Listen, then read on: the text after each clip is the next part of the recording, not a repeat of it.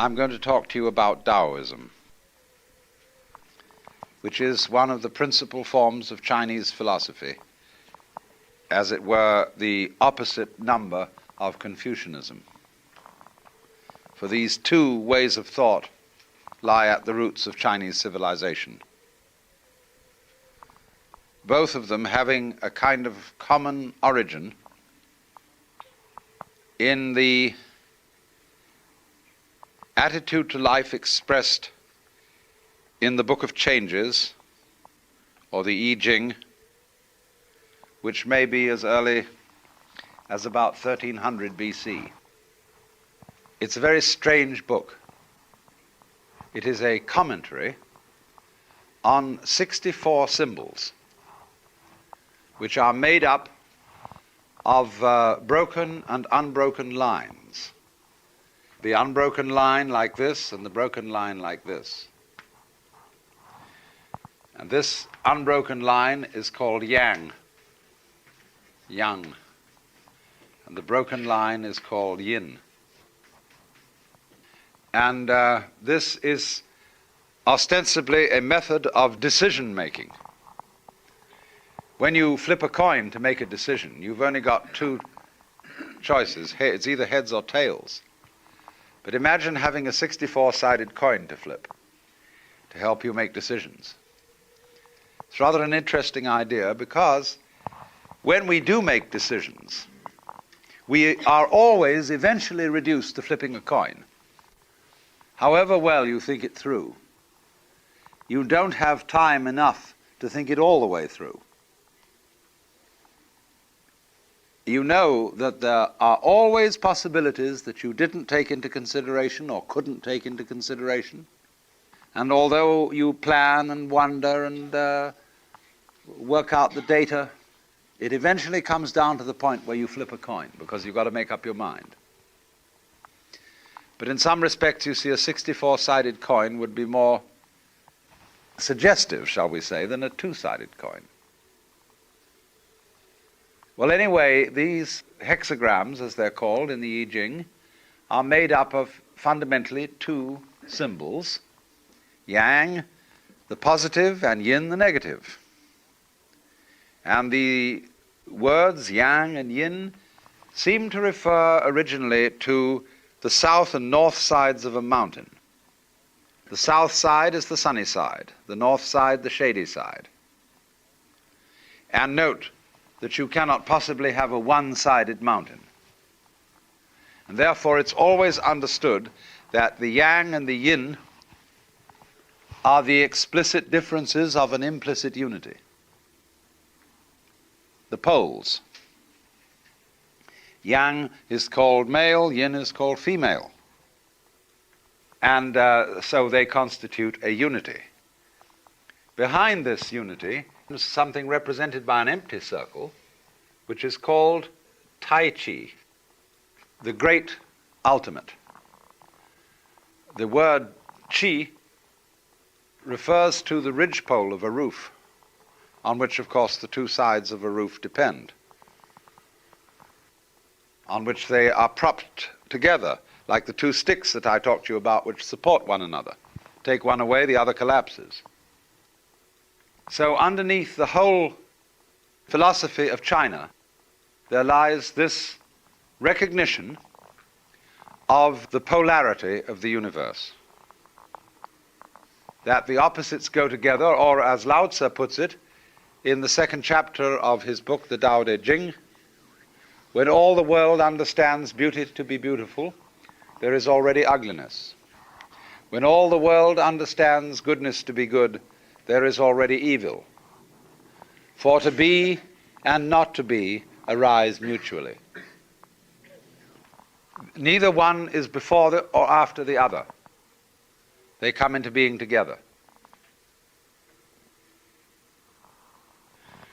So now, when it comes to Taoism, this is a point of view that becomes explicit in Chinese history probably in the neighborhood of 400 BC. It used to be said that Lao Tzu, Laotzu, was originally thought to have been a contemporary of Confucius, who lived between 6 and 500 BC.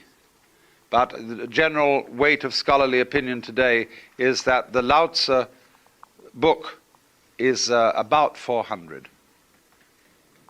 And the book is called the Tao Te Ching, because again there's no apostrophe after the T, so it's pronounced de, and Jing, there is no apostrophe after the CH, so if there were it would be pronounced Ching, but it's Jing, like a J. And so Jing in Chinese means a classical book or scripture. Tao is usually translated the way, but I would prefer to call it the course of nature. And De means virtue, but in the sense that we use the word virtue when we say the healing virtue of a plant. It has a magical connotation, or a connotation of power and peculiar skill, of Tao and De, and it is written by Lao Tzu, which means the old boy.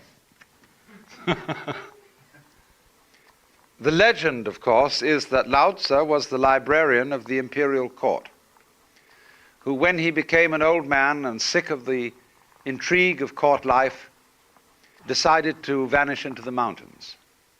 But he was detained at the city gate by the captain of the guard, who said, "Sir, we cannot lose you without your leaving behind some record of your wisdom." And so he prevailed upon him to sit in his gatehouse and write down this book, which is a very short, laconical book, and it is divided into two main sections, one about Tao and one about De. He was followed in due course by a number of successors, of which the most important is somebody called Zhuangzi. And this man is really marvelous. He's one of the very few philosophers who have ever lived who was a great humorist. And if you get the modern library edition of The Wisdom of Lao Tzu, translated by Lin Yutang, you will find in that lots of Zhuangzi, translated as a commentary on Lao Tzu. And he is really delightful. He's a delicious person to read, because he has a kind of humor wherein he caricatures his own philosophy and takes it to absurd extremes just for the joke of it. And he puts a lot of his philosophy into the mouth of Confucius just to confuse everyone. He's a really witty man, and you must read him. So then, what I want to do is to discuss the main ideas of Lao Tzu, and of course, naturally, we have to start with Tao. This word in Chinese is connected with motion, going on and stopping, or rhythmic motion, on and off. And this other part of the character here means intelligence. So you've got intelligent motion, the course of nature. But the character also means to speak. And so it's rather like the Greek logos. The first verse of Lao Tzu's book starts out by saying something that you really can't translate. Tao can do, can be. Again, Tao. The Tao which can be Tao, not. This character means regular or eternal, Tao. And so we normally translate this, the Tao which can be spoken is not the eternal Tao. It could mean also the way which can be weighed, traveled, is not the regular way. But most commentators agree to the first translation. The Tao which can be described is not the eternal Tao. Then why go on to write a book about it? Well, consistency is a virtue of small minds. So you have in the idea of Tao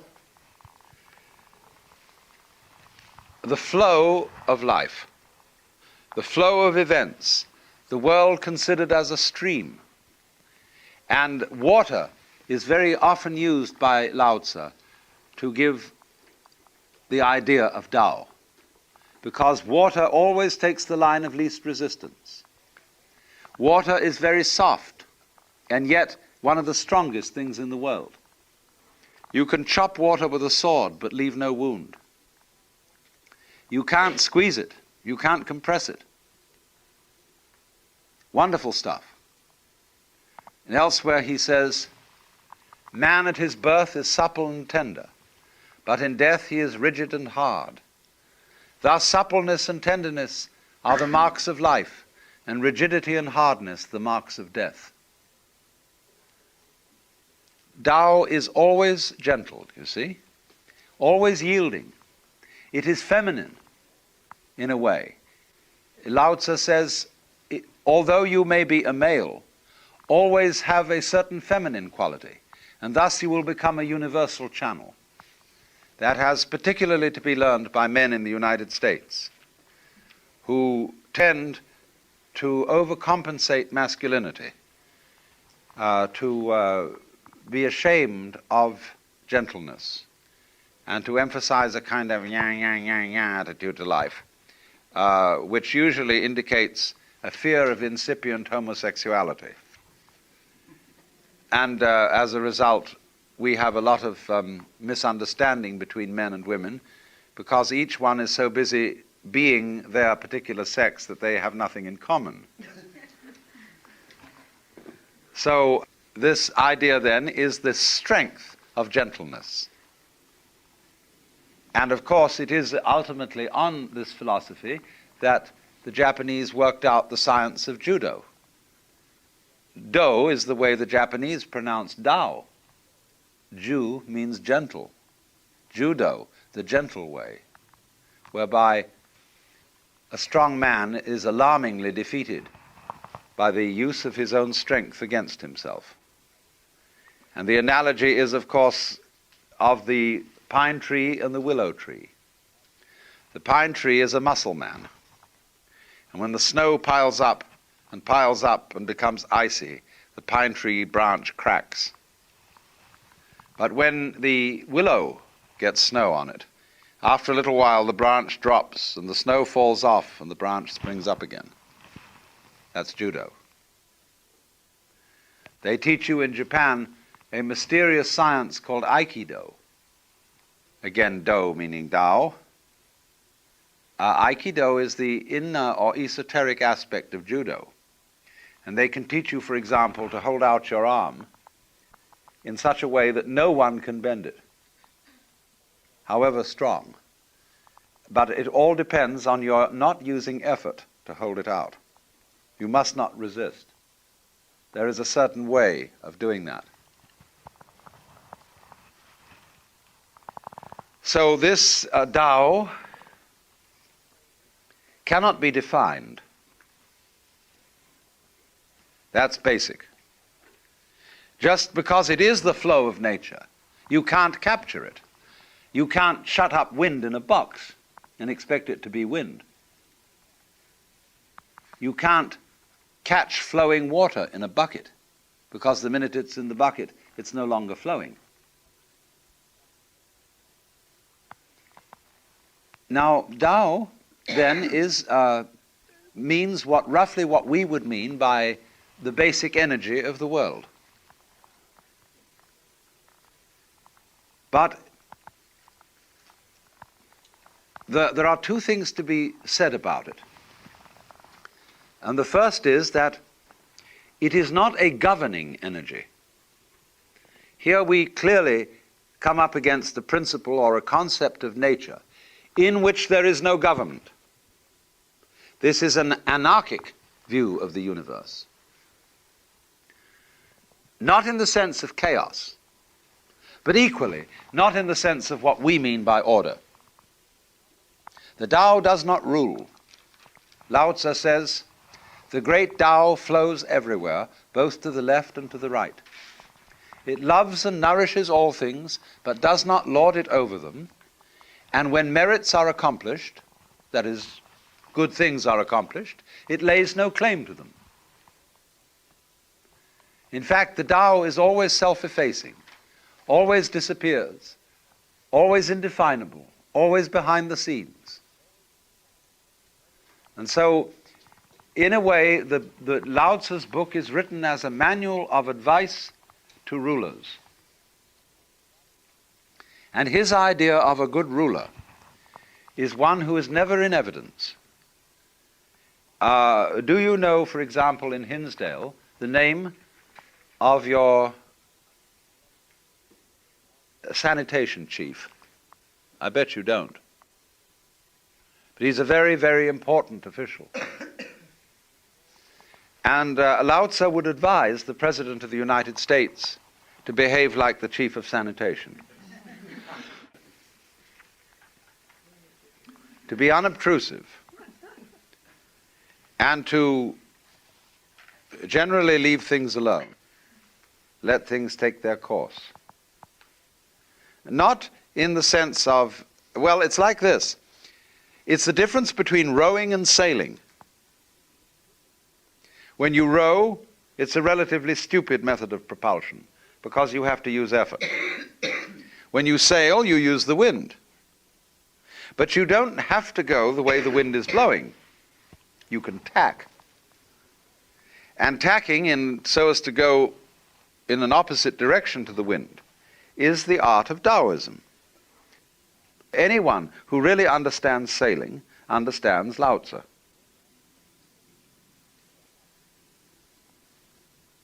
So the next thing is that the Tao has a kind of order, but it's not quite what we mean by order. When we speak of order, we usually tend to think of something symmetrical, of something like a library, you know, where all the shelves are rectangular. But the Chinese have a word for order, for the order of the universe, which is this. They pronounce it Li. Now this sign has the original meaning of the markings in jade, or the grain in wood, or the fiber in muscle. So now, when you look at a cloud, or at foam patterns, or at grain patterns in wood, you know for some reason or other that you're not looking at a mess. You're looking at something decidedly wiggly, but aesthetically pleasing. But you can't figure it out. There are no rules which it follows. For in this word has been translated the principle or rationale of nature, almost the law of nature. But the Chinese have no word for the law of nature.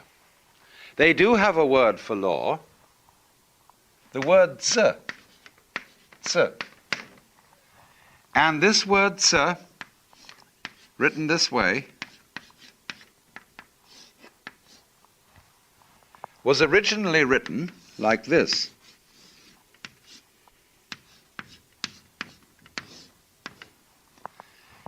And that represented a cauldron, an iron cauldron, with a knife beside it for scratching on the cauldron.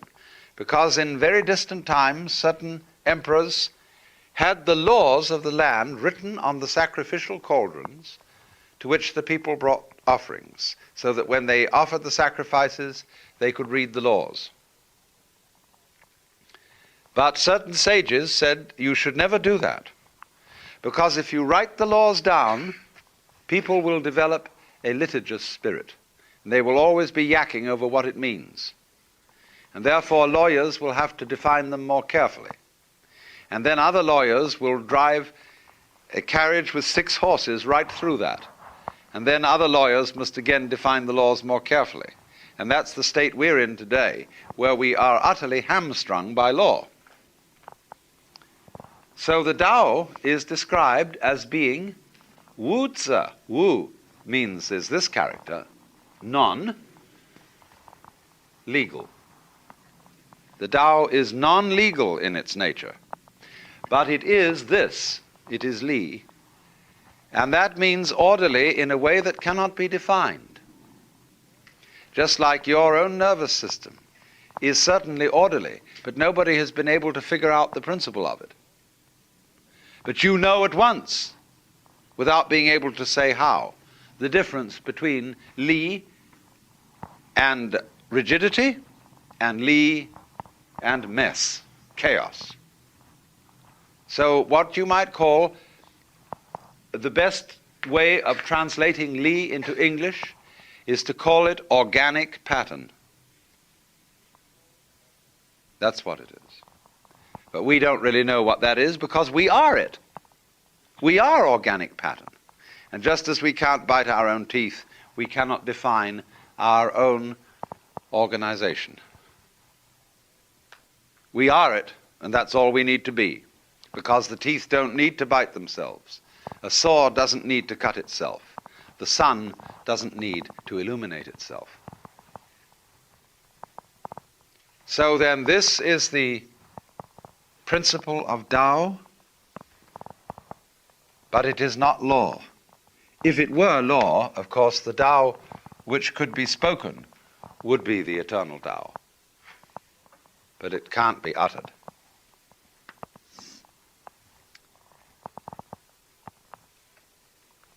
So, Tao then is the principle of nature. And in Chinese, nature is called really spontaneity.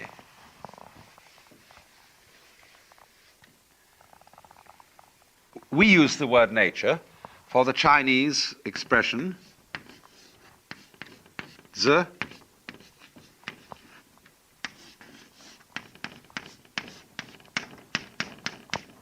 ran. They pronounce J like a sort of unrolled R. I mean, that's the scholars did this to confuse you. Ziran means of itself so. Self-so. Almost our word automatic, except that automatic has a mechanical sense, and this doesn't. When you have belly rumbles or hiccups, you don't intend to have them. It happens of itself. In the same way, you don't intend to beat your heart. It happens of itself. You didn't intend to get born. It happened of itself. This is Ziran. And so this word means nature. Dai Ziran, or the Japanese pronounce it Shizen, is roughly when they point to all the things happening around us, that's Ziran. And you see that Ziran, that which is so of itself implies no boss. So in the same way they would look at the human body. Zhuangzi discusses the human body and says, which organ do you prefer? And shows there is no chief organ. There could be an argument between the brain and the stomach. One school of thought would say, well, obviously the stomach is the most important organ because that's where the food goes and is distributed to everywhere else. And stomachs came first. Then later, on the upper end of the input channel to the stomach, there were evolved ganglia of nerves to enable the stomach better to scratch around for things to put into it. And therefore the brain serves the stomach. The other school of thought would say, well, no, it isn't that things which come first aren't necessarily the most important. The stomach is to the brain as John the Baptist was to Jesus. The stomach is there, but to nourish the brain. The stomach is the servant of the brain, which is, of course, preoccupied with higher things that we call culture. But you see, both arguments will stand up and both will fail. because the stomach and the brain have a mutuality between each other. They arise mutually. And there is no way of deciding which of the major organs of the body is top dog, because the body is a sort of democracy in which, by mutual cooperation, things happen without any preconceived plan. We think in the West that the order of nature has a plan underneath it, that there was, as it were, the original blueprint in the mind of God, which is the Logos, the second person of the Trinity. But the Chinese don't think that way. They would agree with the limerick. Well, I mean, they wouldn't, but they would agree with the humor of it. There was a young man who said, "Damn, for it certainly seems that I am a creature that moves in determinate grooves. I'm not even a bus, I'm a tram." But the Chinese do not think of any rails laid down, as it were, or rules laid down, upon which nature has to travel. They think simply that it organizes itself,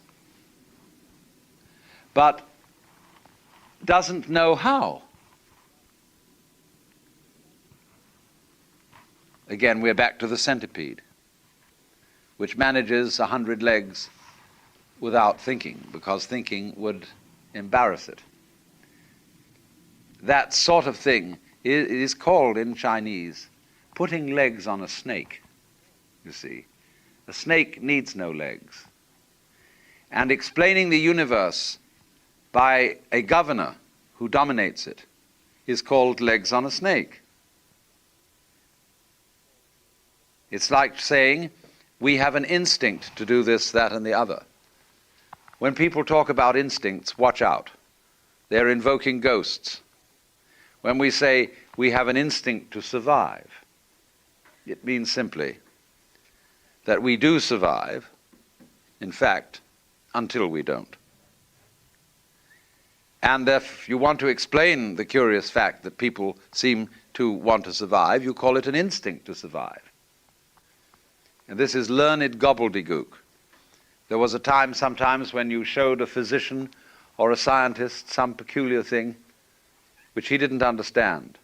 He would look at it, put on his spectacles, examine it from various points of view and make a few notes, and then say, "It is a lusus naturae." And everybody said, "Wonderful. He knows what it is, a lusus naturae." But it means it is a game of nature. A freak. And you will find that many, many medical people practice this sort of gobbledygook. You have a pain. They say it's neuritis. It means simply that neuritis means your nerves hurt.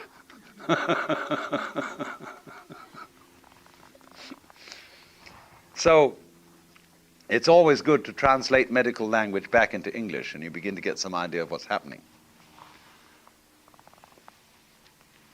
Now the next thing to take up is the word de.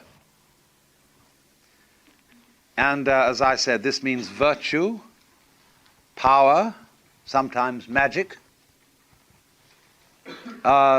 When we say a person is a virtuoso, we have something of the meaning of de in it. Marvelous accomplishment. And in opening the section on de, Lao Tzu says, superior virtue is not virtue, and thus is virtue. Inferior virtue cannot let go of virtue, and thus is not virtue. Or we might say, a person who really has virtue is not striving for virtue, and thus really has it. A person of inferior virtue is so trying to be virtuous that he's not virtuous. In other words, when the person is trying and striving for virtue, he is being self-conscious and artificial. And we say, well, so-and-so is very good, but isn't he rather forced? Isn't he a bit phony? And it's so often the case that people who are reputedly very virtuous are very boring.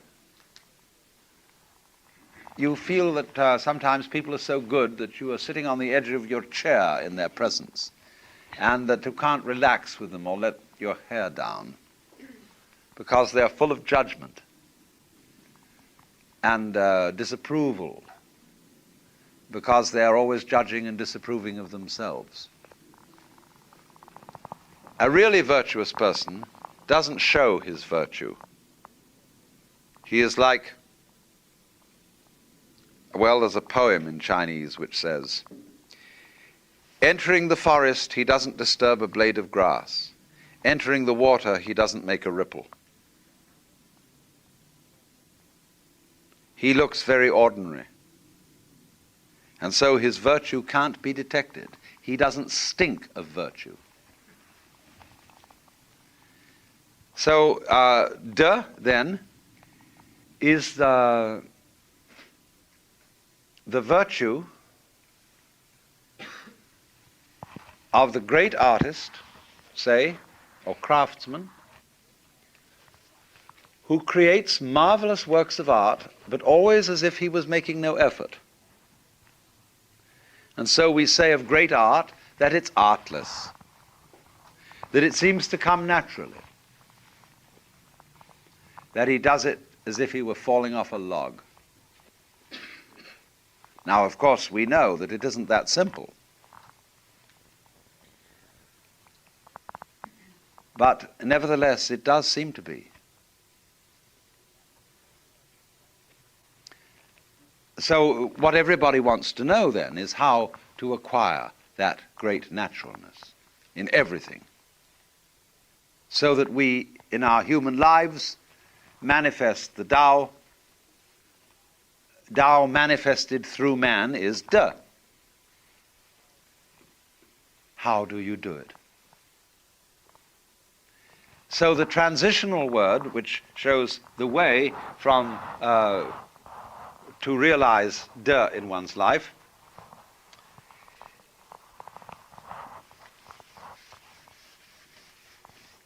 I don't need to write the character again because it's already here, this one. And then, with this character,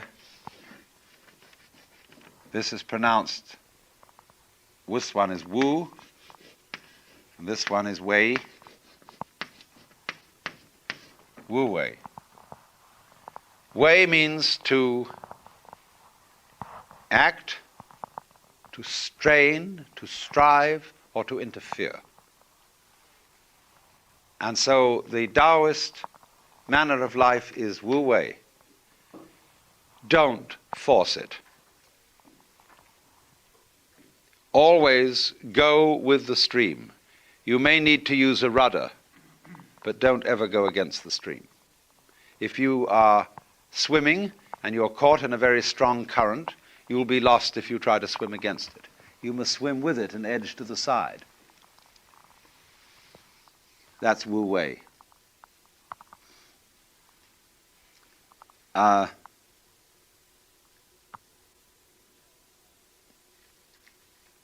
This has been very well understood, even by the samurai in Japan, who, when they became very great, real masters of swordsmanship, always found out and belonged to the no-sword school. Because the real master of the sword never uses one. There is a story that there were in Japan in ancient times 2 master swordsmiths. And there was a great debate as to which of them was the better. So some soldiers took a sword made by each master and decided to test them out. They first took a sword made by the man who, in general opinion, was perhaps a little inferior. And they went to a stream, and they dipped the sword in the stream with the edge of the blade facing upstream. They dropped a piece of paper on the stream. and it floated towards the sword, and as it floated, the sword simply divided it in two. The two pieces of paper joined together on the other side and went on down the stream. They then took the blade of the man reputed perhaps to be the greatest master and thought, well, it'd be pretty difficult to improve on that. But we'll try it anyway. So they gave the same test. But as the piece of paper approached the sword, it moved over to one side, skirted it altogether, and went on.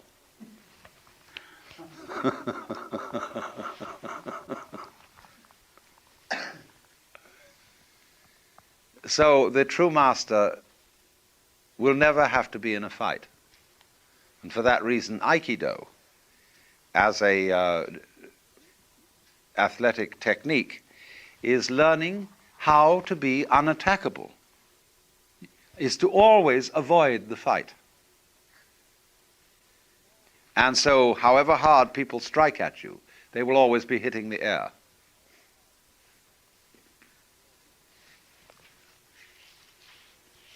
That's De, you see, that's magical power.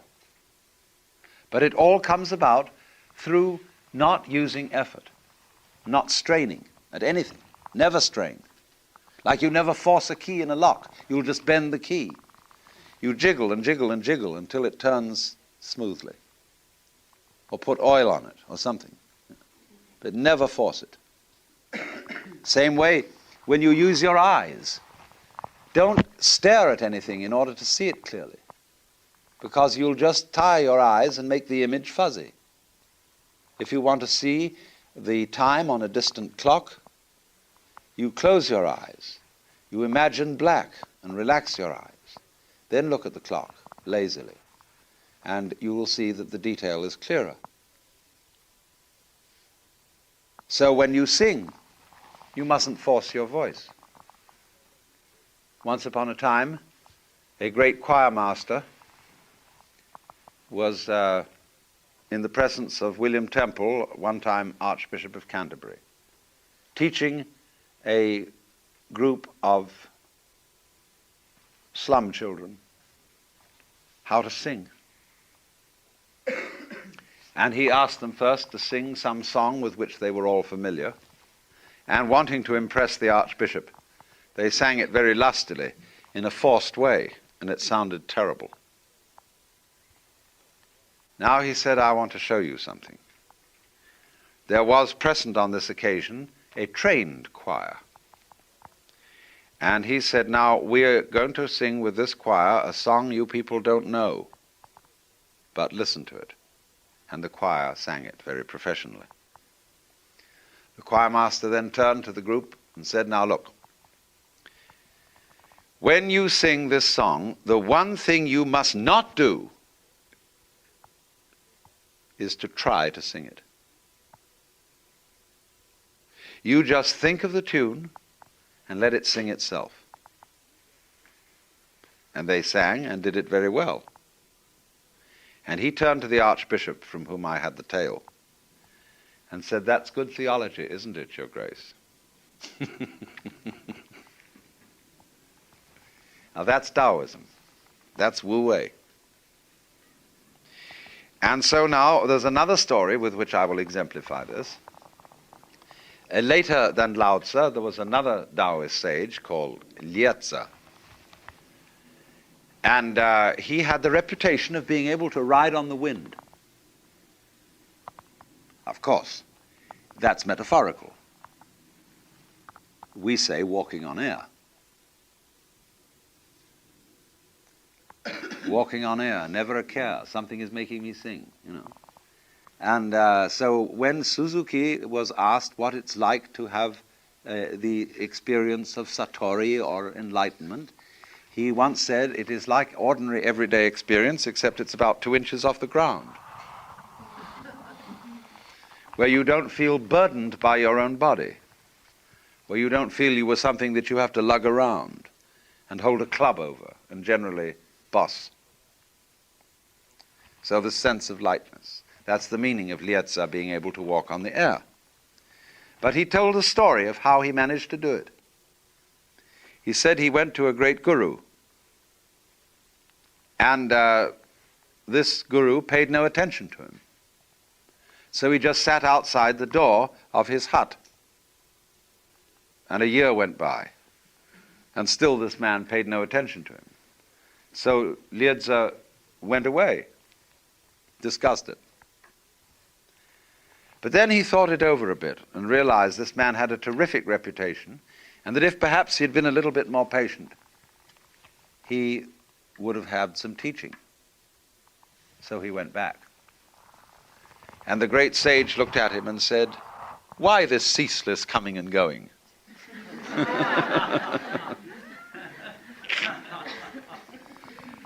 So he sat down again at the entrance of the hut, and for a further year attempted to control his mind in such a way as never to think of profit or loss or advantage or disadvantage.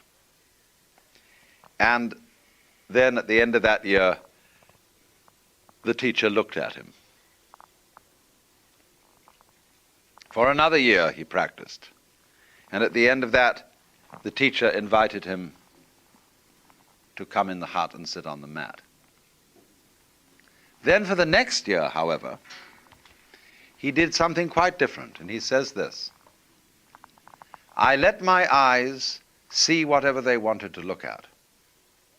I let my ears hear whatever they wanted to hear. I let my mouth say whatever it wanted to say, and I let my mind think whatever it wanted to think." And at the end of that year, I didn't know what was subject and what was object. I didn't take any account of time. I was riding on the wind, but I didn't really know whether the wind was riding on me or I was riding on the wind. And this was when he got to float, you see.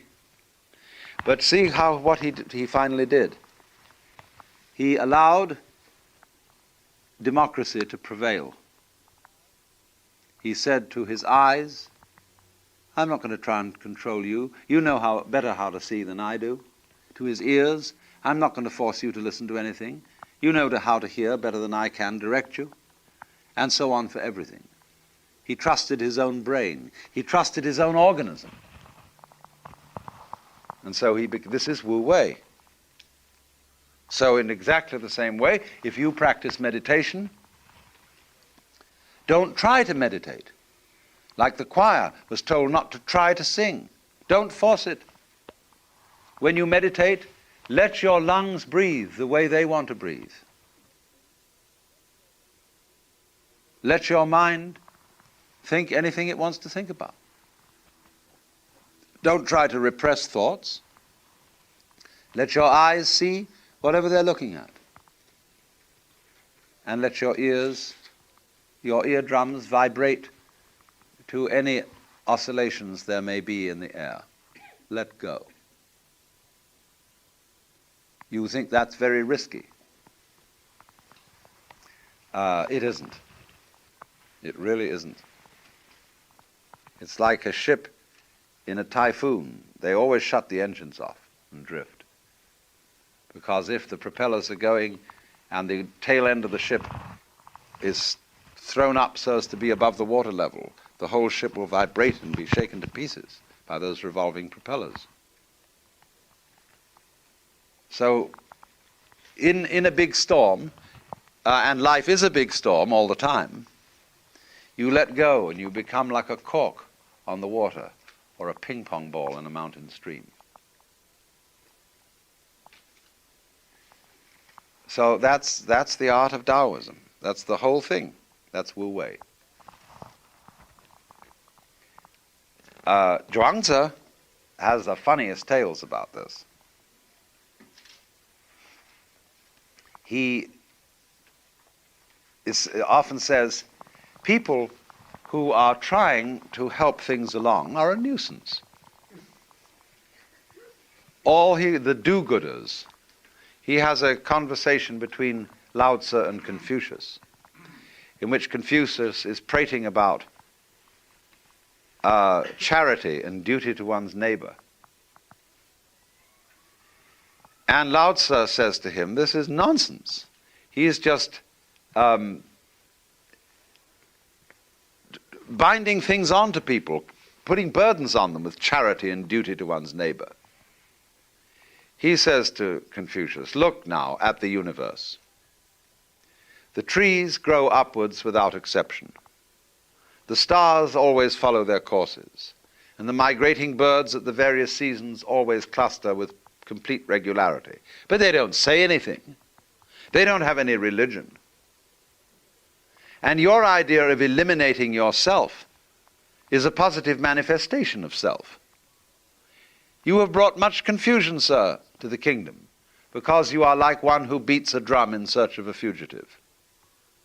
Or we would say, like the police driving to a raid with their sirens on. And of course, when the fugitive hears the drums, he conceals himself. And so when you sound all sorts of drums and promise to be virtuous and make resolutions to be virtuous, you're in for trouble. Because the devil hears you coming. You see now, this is something that's very important. There is a Zen story which describes a woodcutter working in the forest, chopping down trees. And he suddenly noticed in a bush over there an animal that was watching him. And this animal is a Satori animal. And he thought, I'm going to get that animal for lunch. But the animal could read his thoughts. And the animal said to him, you think you're going to catch me, don't you? And the woodsman looked round and he made for it, and the animal vanished. And then appeared at the opposite end of the clearing, laughing, saying, you can't catch me. But he thought, the next time I see that animal, I'm going to move to the opposite end of the clearing from which it appears, catch it that way. And the animal said, you're thinking, aren't you, to go to the opposite side of the clearing from which you see me? And for a while, the man tried, by going in various directions with his axe, to catch this animal, all to no avail. So he got disgusted and went back to chopping the tree. And the animal laughed at him again and said, so you've given up. And just that moment, the axe head flew off the axe and killed the animal. You see? He had to get it without intention to do so. That's what's called purposelessness in Taoism, which is a form of Wu Wei. And a Taoist text says, when purpose has been used to achieve purposelessness, the point has been grasped.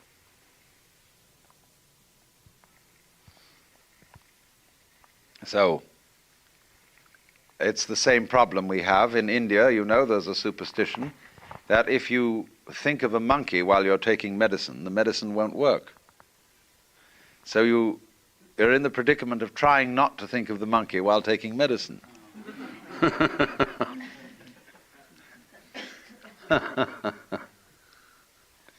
And that happens to us whenever we try to be natural. Everybody can see it's forced, it's faked. And so you think then, how can I be genuinely natural? How can I really flow with the course of nature? How can I let my mind think whatever it wants to think? Because the moment I start doing that, I realize I'm doing it with an ulterior motive. I'm trying to meditate. I'm trying to grow spiritually. And that ruins the whole thing. Well, when you've tried for a long time to get the right attitude, and you find that all the attitudes you get are phony ones, then you come to the realization there's nothing you can do about it. It really doesn't make any difference. And again, the principle that I've emphasized all along, you give up. And in so doing, gain the strength and energy that you were looking for. You see, it's like trying to live in the present. Gurdjieff used to set his students the exercise he called self-remembering. That is, constantly, all day long, be completely aware of what you're doing. Have your mind always on the immediate moment. Oh, and it's tough to do that. You get distracted all the time. Till one fine day you realize, to your astonishment, there is no way at all of having your mind anywhere else but in the present moment. Because even when you think about the past or the future, you're doing it now, aren't you? And that results in a very curious transformation of consciousness. You feel that the present moment is flowing along and carrying you with it all the time. Just like the flow of the Tao. The flow of the Tao is what we would call the flow of the present. See? And you're with it. There's no way of being anywhere else. The Zhongyong, the book called The Unwobbling Pivot, says, the Tao is that from which one cannot deviate. That from which one can deviate is not the Tao. Or to put it into the form of a Zen story, the master Joshu said to Nansen, what is the Tao? Nansen replied, your everyday mind is the Tao. Joshu asked, how do you get into accord with it? Nansen replied, when you try to accord, you deviate.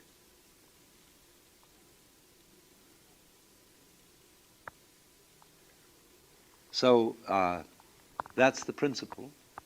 And this, although we're again the paradox, you see, this sounds like a completely laissez-faire, spineless attitude to life. But it is precisely Taoism which underlies, in common with Buddhism, in conjunction with Buddhism, it underlies the greatest achievements of Chinese art and culture. It underlies judo. It underlies the Zen arts of Japan, calligraphy, architecture, gardens. It is the form of Chinese philosophy which in subsequent years became most interested in science and in the study of nature. The Confucians never had any interest in science because they were bookish people. They were all absorbed in texts. They were essentially scholastics and never opened the book of nature. But the Taoists were always observing natural phenomena, how they worked. They were interested above all in manual skills and using the Tao to perfect manual skills. And therefore, these lazy people achieved the most interesting results because they were like water, which is lazy and always seeks the line of least resistance.